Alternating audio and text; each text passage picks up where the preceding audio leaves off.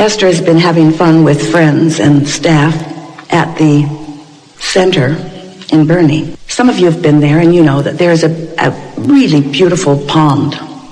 It's manufactured, it's not real, but it has some headwaters that are pumped from the well, and it flows down some riverbanks into a bigger pond, and then that pond has some suction pipes in the bottom of it that pull the water into a filter. And then the filter does its thing, sifts out impurities, aerates, and puts the water back into the pond through a series of pipes. And when it's all working well, the pond is as clear as a mountain stream.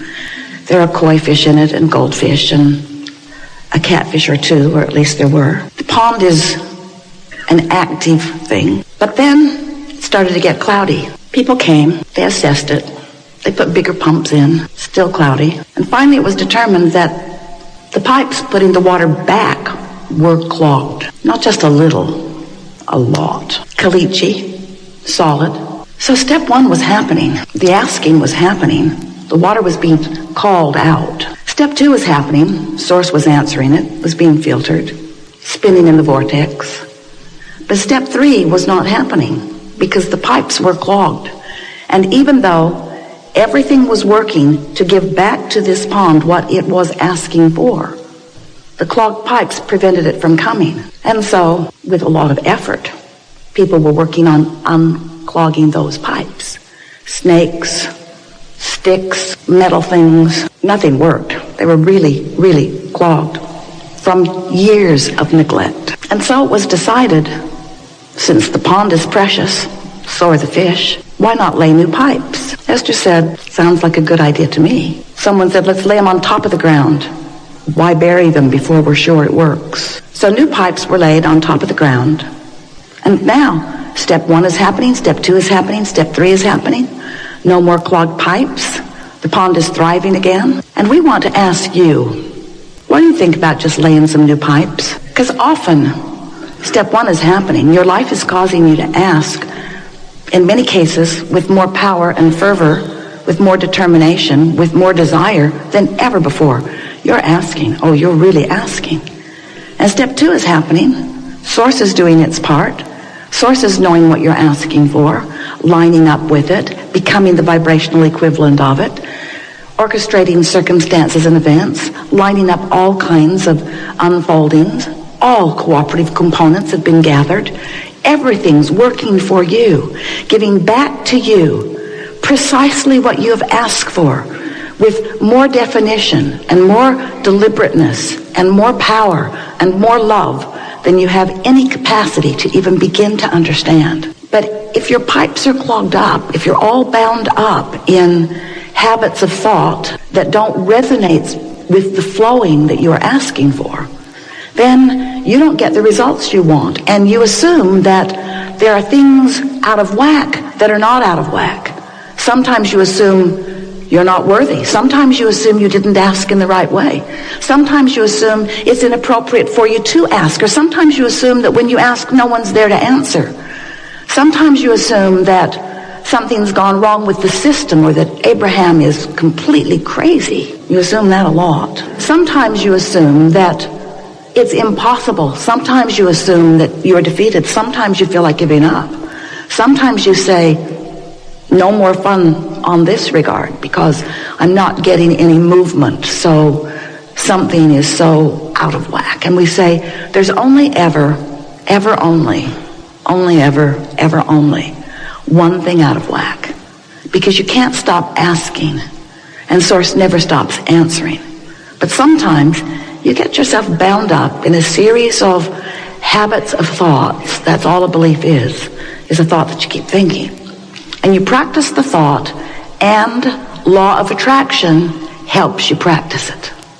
Because when you get going on a thought's a vibration, you know.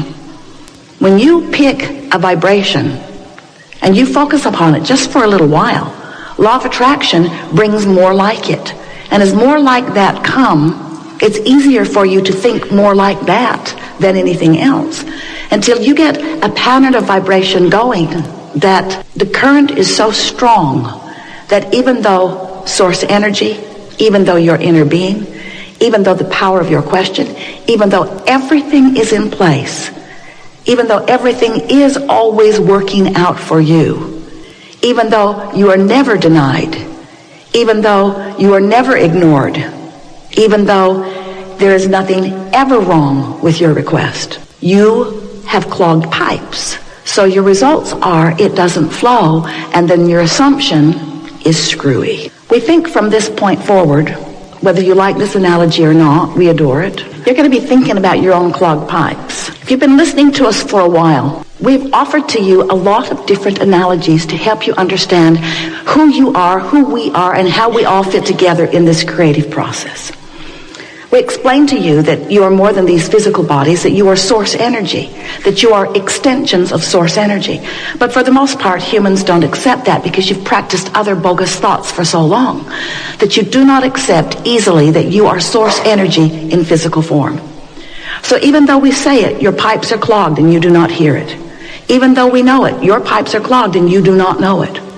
So instead of looking for evidence of being blessed and evidence for things working out for you, you see evidence of otherwise, and then you focus there, practice a vibration of that, and hold your pipes in a more clogged position just to prove to yourself that you were right after all, that you are not blessed. And it turns out that the more not blessed you feel, the more you ask for blessings.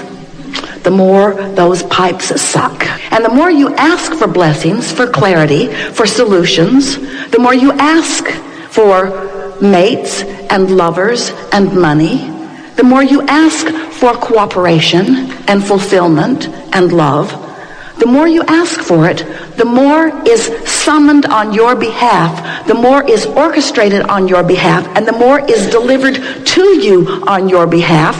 But if your pipes are clogged, you look just like that big old pressure pump. Instead of operating at 8 pounds of pressure, you get up around 40 and 50 and you look like you're going to explode. Because you can't stop asking. Oh, you think you can. You say, never mind, but you don't mean it. And you cannot step back from the asking that your life has caused you to come to. You can't step back. You can't say, I wanted it then, but I don't want it now. Oh, you can say it, but you can't mean it. Because if this time-space reality has caused this expansion or evolution within you, that's who you now are. You've got to find a way to let the pressure off your own pump, you see. So that's what we've been about all these years, helping you to figure out how to let the natural step 1 and the natural step 2 be finally realized by you by applying the not so natural and a little harder to understand step 3 that is your work. You've got to figure out how to become a vibrational equivalent to the thing that you're asking for. Because if you are a vibrational variance from it, even though you've asked and even though it's answered, you can't realize it because you're not on the same frequency. Can't set your radio dial on 101 FM or 101 AM and hear what's being broadcast from a frequency that is different from that. Your tuner has to match the broadcasting frequency. So when you ask, there's a frequency broadcast, and we got to tell you, when Source gets hold of it and begins beaming it back to you, it's a signal of such velocity, such power, and such clarity that it doesn't take even a lot of fine-tuning. You just got to be somewhere in the vicinity, you see. You just got to get somewhere in the vicinity of it, and you'll begin to get evidence of your alignment. So over time, we've talked to you about how these 3 steps exist, and many of you intellectually or conceptually can understand that. But the thing that you have the most difficulty in accepting is the worthiness of your being, and we know why. You let your feeling of worthiness be contingent upon your outcomes, and you're forgetting all about your clogged pipes. When you realize that your outcomes are only about your application of thought, your practice of vibration, your choosing of a vibrational frequency, that it is our promise to you. And this is the word of the day, of the month, of the year, of the decade, of the century, of all of eternity. Your vibration will increase in its velocity because momentum is at the basis of law of attraction. So it doesn't matter what thought you choose. Give it 17 seconds of attention and momentum ensues. And in another 17 seconds, more momentum, and in another 17 seconds, more momentum, until there is eventually enough momentum going because of the thought that you have chosen, that you've either chosen to have momentum that is an allowing state or is in a disallowing state, but it is momentum nonetheless.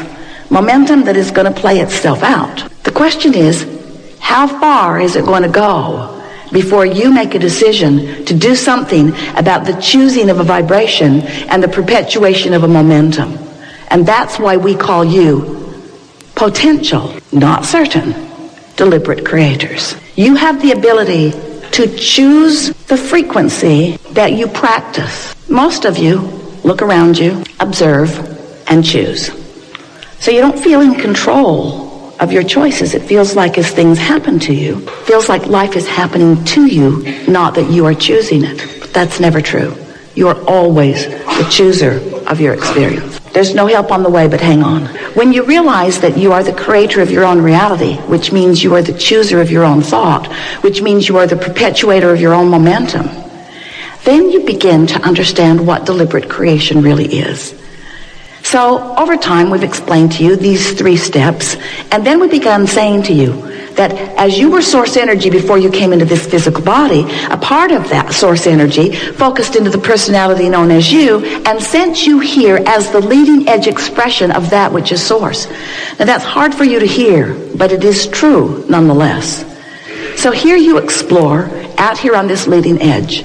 And as you explore, you know what you don't want, which causes you to know what you do want all day, every day. And these rockets of clarity exude forth from you. We've been calling them rockets of desire, rockets of preferences, rockets of determination. These rockets move forth from you. And in the moment that you launch a rocket, which happens all day, every day, the source within you becomes the vibrational equivalent of that rocket. And step 2 has just happened. You've been answered because the larger part of you has just become the full vibrational equivalent of the new thing that you have just asked for. Now, if you don't immediately move up to speed with that desire, then you're going to feel some vibrational variance, not resonance, variance, sort of like we started out here in this room today. Variance, ripples in your vibration, discomfort. And that discomfort is going to be a part of your life experience as long as you don't understand or don't apply your ability to come into full resonance with yourself as you expand. So we would like to say to you that if you are a frequent feeler of negative emotion, and if you're human, you are, that you must understand that that negative emotion that you feel is your guidance that is there to help you equalize the vibrations within you with that which is your source. And as you begin to understand that that is your quest, then you will begin to live your life as you intended. You will begin to live happily ever after in the way that you intended. Otherwise, you're trying to keep contrast from happening, and you can't. So it's happening anyway, and you're resisting it. And as it's happening anyway, and you're resisting it, now you're not in vibrational sync with the expansion that took place because of it. And now you're attempting the impossible, which is withdrawing from this powerful energy that you were born to flow. You have access to the energy that creates worlds. Do you like that idea? We like that idea for you. Well, now you know, or at least you've heard, everything we know.